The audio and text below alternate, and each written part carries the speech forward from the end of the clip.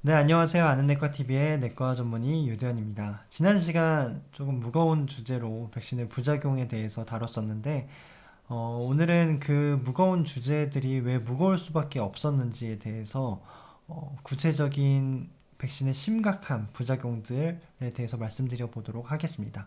그 첫 번째 주제로서 오늘 아나필락시스를 조금 준비를 해봤는데요. 아나필락시스라는 게 영어로 이제 소리 나는 대로 그대로 쓴 우리말이거든요. 그래서 어떤 의미인지 쉽게 안 와닿으실 수 있어요. 그래서 이게 뭐 병 이름이야? 아니면 뭐 영어야? 아니면 뭐 어느 나라 말이야? 하시는 분들이 계시는데 말 그대로 우리가 꽃가루, 그 다음에 갑각류 이런 거 먹으셨을 때 굉장히 심하게 뭐 두드러기가 난다든지 뭐 눈이 가렵다든지 뭐 콧물이 난다든지 뭐 이런 증상들을 호소하시는 분들이 있잖아요. 그래서 그런 반응들이 매우 심하게 정말 상상을 뛰어넘을 정도로 심하게 나타나는 분들을 가리켜서 우리가 아나필락시스라고 하거든요. 그래서 어떤 심각한 상태인지 좀 살펴볼게요. 일단 기전을 먼저 설명을 드려볼게요. 기전은 어렵고 좋아하시지 않을 거 알지만 쉽게 이해하는데 도구로 생각하시면 좋을 것 같아요. 이게 핵심은 아니거든요. 흘러 들으실 분은 흘러 들으셔도 돼요. 수지상세포가 있어요. 수지상세포라는 게 우리 몸에 항원이 들어오면 나 햄버거 먹으면 햄버거 먹었다고 보여주는 그런 친구라고 했죠. 그래서 외부에 적이 나타나 바이러스를 먹으면 바이러스를 이렇게 보여주는 역할을 한다고 했어요. 그래서 백신을 놓으면 백신의 스파이크 단백질을 먹고 스파이크 단백질을 이렇게 노출시켜줘서 그 노출된 부분을 헬퍼 T셀, 도움자 T세포가 가서 인지를 한 다음에 얘 나쁜 놈 지금 들어온 거 아니야? 라고 생각을 한다는 거죠. 이런 식으로. 그리고 나서 B세포와 T세포를 불러들여요. 그래서 B세포, T세포를 불렀는데 그 중에 B세포가 이 항원의 신호를 T세포로부터 전달받아서 이것에 대한 항체를 정말 어마무시하게 만드는데 그 무시무시하게 만들 정도로 특화되어 있는 걸 플라스마 세포라고 하거든요. 이 플라스마 세포가 나중에 이제 기억세포로 변해서 다음번에 2차 알레르기 물질이 침입을 했을 때는 만약에 여기에 딱 달라붙으면 얘가 순식간에 다시 원래 플라스마 세포로 변신을 하거든요. 그 다음에 이 항체가 미친 듯이 나오는 거죠. 미친 듯이. 그래서 그 항체가 다시 비만세포에 가서 달라붙어요. 비만세포는 지뢰덩어리예요. 지뢰덩어리. 밟으면 빵 하고 터지는 것처럼 이 항체가 달라붙고 여기에 알레르기 항원이 달라붙으면 그것 때문에 빵 터지면서 내부에 여러 가지 물질들이 나. 영어여서 이제 싫으시는 분들도 계실 거예요. 근데 이제 히스타민, 뭐 프로스타글랜딘, 류코토리엔 여러 가지가 나온다라고 알고 계세요. 이런 것들에 의해서 이 기도도 붓고 뭐 혈압도 떨어지고 뭐 두드러기도 나고 이렇게 된다라는 것만 알고 계시면 되고 간단하게 이제 도식까지 설명드리면 항원이 침입해서 이게 알레르기 물질이 될 수 있겠는데 B세포가 활성화돼서 항체를 만들면 그 항체가 비만세포에 가서 붙고 비만세포에 항원이 다시 달라붙으면 그게 빵 터지면서 아나필락시스가 일어난다 라고 알고 계시면 되겠습니다. 어떤 증상이냐? 1시간 이내에 발생해야 돼요. 이게 되게 필수 조건이거든요. 1시간이 넘으면 아나필락시스의 가능성은 떨어진다 라고 알고 계시고 피부 증상이 중요해요. 피부 증상이 동반돼야 되고 여기에 숨쉬기도 어렵고 혈압도 떨어지면 그때 이제 아나필락시스라고 진단할 수 있어요. 피부 증상이라고 한다는 거는 입술이 붓는다거나 가렵고 두드러기가 난다는 이런 증상들이고 소화기 증상 막 배 아프고 막 미식거리고 토할 것 같은 이런 느낌도 아나필락시스의 증상일 수 있고 숨쉬기 어렵고 어지럽고 쓰러지고 혈압 떨어지고 이런 것도 심혈관계 부작용이 될 수 있다는 거죠. 얼마나 생길까요? 봤더니 592케이스가 현재까지 인정 사례로 됐어요. 그래서 1차와 2차 비교해 보면 1차가 더 많아요. 그래서 이거는 백신 종류 상관없이 다 똑같고 남자와 여자 비교했을 때 여자가 더 많다. 그리고 이거는 그 당연히 화이자가 제일 많이 맞았으니까 화이자 부작용이 제일 많겠죠. 그래서 단위 명수당 비교를 한 건 제가 뒤에서 보여드릴 거고 화이자 뭐 아스트라제네카 이런 것들을 아나필락시스를 왜 이렇게 많이 인정을 해주냐. 사망 사례는 고작 2건밖에 인정을 안 해주는데 보면 30만 원 미만 사례가 대부분이에요. 그런 거는 즉 아나필락시스라는 거는 초기에만 처치를 잘하면 오랫동안 입원을 하지 않아도 되는 병이구나 라고 생각하실 수 있지만, 아나필락시스가 발생했는데 그냥 빨리 접종 맞자마자 접종센터를 벗어나고 길을 가다 갑자기 의식을 잃고 팍 쓰러졌어요. 그러면 에피네프린을 빨리 놓지 않는다면 그분은 돌아가시거든요. 그래서 초기의 처치가 굉장히 중요한 질환이다 알고 계시면 되겠습니다. 의심 사례는 10만 명당 비교해보면 1.6명, 1.8명, 1.4명, 3.3명. 얀센이 제일 많았고 우리나라는 10만 명당 1명 정도 발생하는구나 알고 계시고, 외국은 100만 명당 2명에서 4명 정도 발생하는구나 알고 계시면 되겠습니다. 우리 주변에 그러면 어떤 성분에 의해서 이렇게 백신으로 만드시는 분들 중에서 어떤 성분 때문에 쓰러지시는 걸까? 아나필락시스가 생기는 걸까? 했을 때 PEG 폴리솔베이트가 대표적인 물질인데, 사실 얘네들은 우리 주변에 이미 우리가 너무나 많이 이용하고 있어요. 어떤 것들이 있는지 볼게요. 그걸 설명하기 전에 PEG는 일단은 백신에 어디에 들어있는 물질일까요? 영어여서 좀 복잡하겠지만 이 그림만 볼게요. 이 파란색 화살표가 mRNA이고 이 검은색 요 애들이 PEG예요. 그러니까 지방층에다가 mRNA를 싸서 보낸다고 했죠. 바이러스 벡터 백신은 우리 그 아데노바이러스가 이 DNA 염기서열을 가지고 있지만 mRNA는 혼자 노출되면 굉장히 불안정해요. 그렇기 때문에 지질층에다 싸야 되고, 그 지질층조차도 굉장히 불안정할 수 있기 때문에 그걸 안정화시켜주는 물질이 PEG다 라고 알고 계시면 되겠습니다.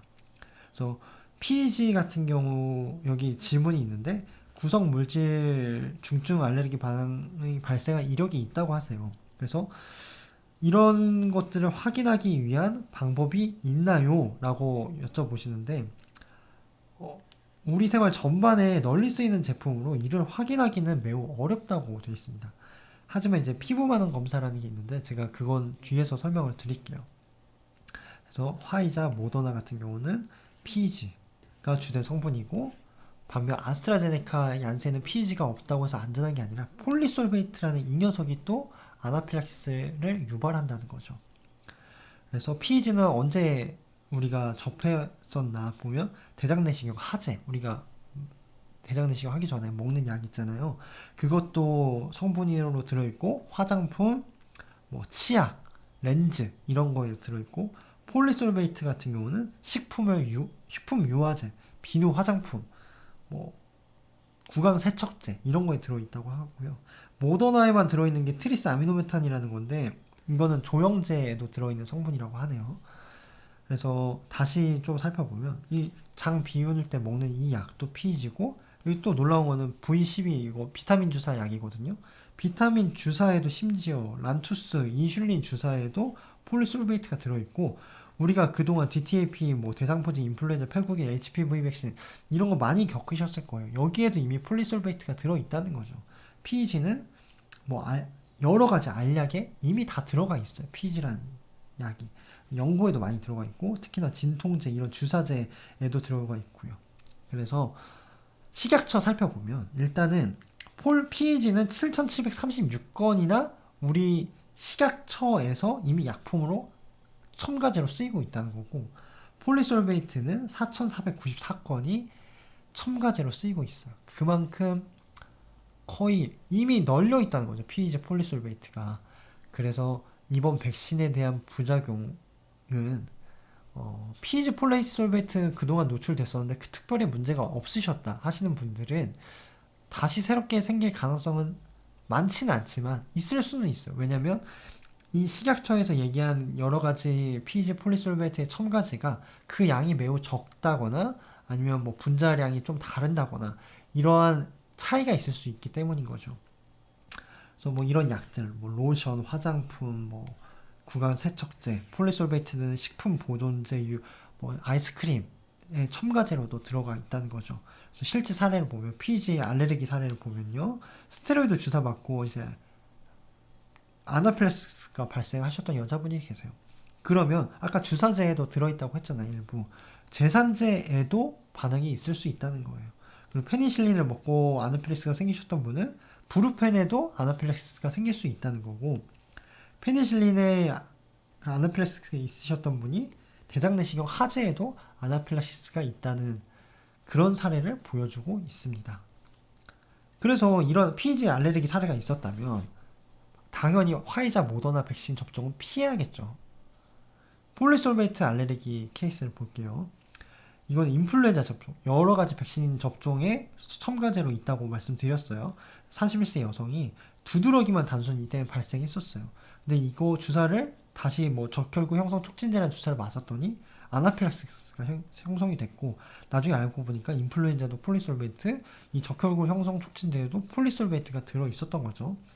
두 번째는 우리가 그 자궁경부암 백신을 맞았던 17세 여성이 독감 백신, 이때 아나필락시스가 생겼었나 봐요. 그래서 혹시 몰라서 다음 백신을 맞기 전에 피부 반응 시험 검사를 해본 거예요. 그랬더니 이때 양성을 보여서 다음에는 이 가다실에 있었던 PS80 폴리솔베이트 성분이 없는 백신을 맞아야겠구나 해서 안전하게 맞았다는 그런 케이스였고, 다음에도 똑같은 사례인데 졸레어라는 이런 주사약에 아나필락시스가 생기셨던 10대 환자예요. 근데 이 환자도 여기 아나필락시스가 있으면 이 성분이 아닐까 해서 PS20이라는 검사를 했는데 여기 양성이 있었다는 거죠. 그래서 피부 반응 시험 검사가 어떻게 해석하고 우리가 아나필락시스를 예방하기 위해서 어떤 대처법이 될 수 있을지에 대해서도 제가 뒷부분에 설명을 드릴게요. 그래서 여기 보면 예방접종을 아예 못하나요? 라고 돼 있어요. 근데 뭐 대안은 있을 수 있겠죠. 코로나 예방접종을 정말 감염병에 취약하신 면역 저하자 환자분들이나 뭐 유행이 되게 심각한 그런 국가, 치명률이 높은 국가에서는 맞으셔야겠죠. 근데 그런 분들이 이런 PEG나 폴리솔베이트에 아나필락시스가 있으셨다고 못 맞냐라고 했다면 그런 건 아니라는 거죠. 예를 들어서 PEG, 화이자, 모더나에 아나필락시스가 있으셨던 분들은 그에 반대되는 아스트라제네카, 얀센은 맞으실 수 있어요. 하지만 주의할 점은 아까 PEG랑 폴리솔베이트가 완전 다른 건 아니에요. 비슷하게 생겼어요. 분자 구조가. 그래서 비슷하게 생겼기 때문에 교차 반응이 가능하다는 거죠. 아스트라제네카에만 아나필락시스가 있을 줄 알고 화이자 맞았는데 화이자 맞고도 아나필락시스가 생길 수 있다는 거죠. 그래서 코로나 백신에 아나필락시스가 있으셨던 분들은 사실 경중을 따지셔서 결정을 하셔야 돼요. 그래서 이런 병력이 있었으면 타당한 백신 금기 사항이 될 수 있겠죠. 그래서 어떻게 예방을 해야 되나요? 그럼 평생 못 맞나요? 라고 했을 때 방법이 있어요. 피부 반응 검사를 하는 거죠. 어떤 사람들이 피부 반응 검사를 하냐? 아까 말씀드린 뭐 여러 주사약제나 백신 이런 것들에 한 번쯤 아나필락시스를 겪으셨다거나 우리가 대표적으로 먹는 하재, PEG 많이 들어있잖아요. 여기에 아나필락시스가 있으셨던 분들은 피부 반응 검사를 해가지고 진짜 거기에 아나필락시스가 있는지 확인을 해보는 거죠. 아니면 여기에 있는 다른 성분들 때문에 아나필락시스가 생겼을 수도 있으니까 말이죠. 그래서 이런 식으로 피부 반응 검사를 하게 됐는데, 만약에 피부 반응 검사가 양성이다 라고 한다면 이제 해석이 달라지는데, 일단은 그 전에 아까 말씀드렸던 폴리솔베이트에만 알레르기 반응이 있으셨던 분들은 mRNA 백신, 아스트라제네카, 얀센이 있다면 화이자, 모더나를 맞아야 되고, 화이자, 모더나라면 아스트라제네카, 얀센을 맞아야 되고, 둘 다 가능성이 있다면 일단은 그럴 가능성은 좀 떨어지는데 한번 찾아보자 해서 피부 반응 검사를 해볼 수 있다는 거죠. 실제로 이렇게 피부 반응 검사를 해요. 이렇게 막 두드러기가 올라오고 빨갛게 되면 양성이라는 건데, 아직 PEG 폴리솔베이트에 대한 피부 반응 검사 양성에 대한 기준치가 정해져 있지는 않아요. 그래서 이 검사가 100% 정확하다고 말씀드릴 수는 없지만 그래도 참고해 볼 가치는 있는 거죠. 그래서 예를 들어서 양성이다 하면 앞으로 백신을 맞으면 이 사람은 바로 아나필락시스 혹은 두드러기 심한 알레르기 반응이 나타날 거야 라는 그런 뜻이고요. 만약에 음성이라고 한다면 이 피부 반응 검사가 100% 정확하지 않다고 말씀드렸잖아요. 아직까지는.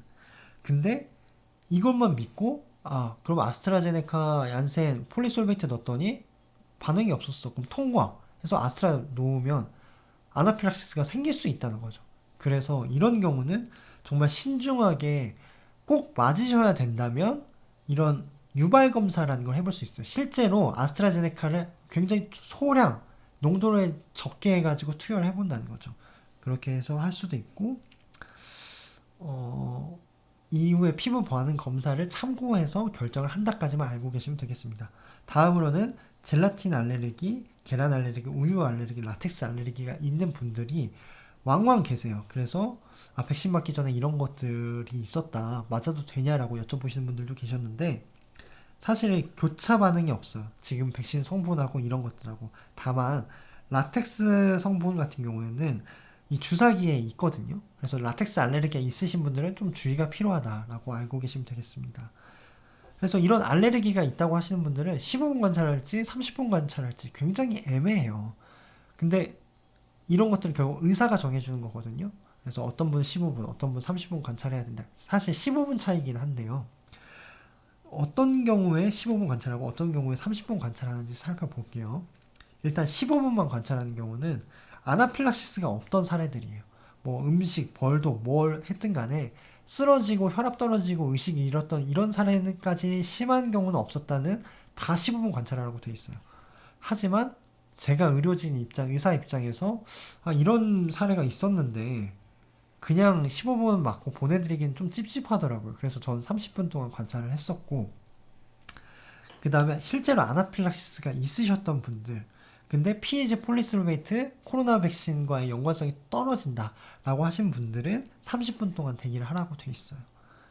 그리고 금기증은 PEG 폴리솔베이트에 대한 명확한 아나필락시스 피부 반응 검사도 양성이고 실제로 이거가 관련된 여러 가지 성분에 동시에 아나필락시스가 있는 분들은 무조건 이런 거에 대해서 확실하게 있다는 걸 뜻하는 거니까 이분들은 맞으시면 안 되는 거겠죠. 그리고 코로나 백신을 투여하고 나서 아나필락시스가 생기셨던 분들도 맞으면 안 되겠어요. 하지만 굳이 맞으셔야 된다. 그럼 피부 반응 검사를 통해서 PEG 만약에 아스트라 맞고 생기셨다면 PEG 폴리솔베이트에 대한 피부 반응 검사를 해봐야 되겠고 PEG도 해보면 좋겠죠. 그래서 그거는 알레르기 내과 전문의 선생님과 상의를 해서 결정하시면 되겠습니다. 그럼 어떻게 처치를 하느냐? 이건 의료진이 처치를 할 테지만 그래도 어떤 식으로 치료의 방향이 흘러가는지만 좀 살펴볼게요. 그래서 일단 쓰러지면 눕혀야 돼요. 편안한 장소에. 그리고 만약에 센터가 아닌 곳에서 쓰러졌다면 바로 의료진한테 연락을 하고 이 에피네프린 주사를 빨리 놔야 되거든요. 근데 당연히 안 갖고 계시겠죠. 일반인 분들 같은 경우는. 근데 벌독 알레르기가 있다거나 그런 분들은 휴대하시는 분들도 계시거든요. 근데 그럴 경우에는 바로 이렇게 허벅지 가측 중앙에 10초 동안 찌르라고 돼 있는데 이게 없다면 빨리 의료진을 불러야 돼요. 그리고 나서 다리를 올려줘야 혈압이 올라가고요. 이제 기도가 붙는 경우가 있으니까 산소를 줘야 되고 119 이송을 해서 전문 치료할 수 있는 병원으로 가야겠죠.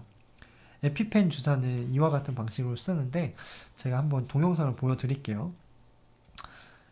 이거는 이제 아나필락시스에 대한 전반적인 그런 동영상인데 메요 클리닉인지 클리브랜드 건지 헷갈리는데 아마 병원 거예요. 그래서 비만 세포에서 이렇게 알레르기 항원이 노출되면 비만 세포가 터지면서 히스타민 같은 물질들이 분비되고 심장, 폐 이런 부분에 영향을 미치고 혈압이 떨어지고 호흡 곤란이 온다고 했어요. 그걸 치료하기 위해서 에피네프린 주사를 놔야 되는데 이렇게 보시는 것처럼 허벅지 가측 중앙에다가 10초 동안 눌러서 투여를 해야 된다라는 것만 알고 계시면 되겠습니다.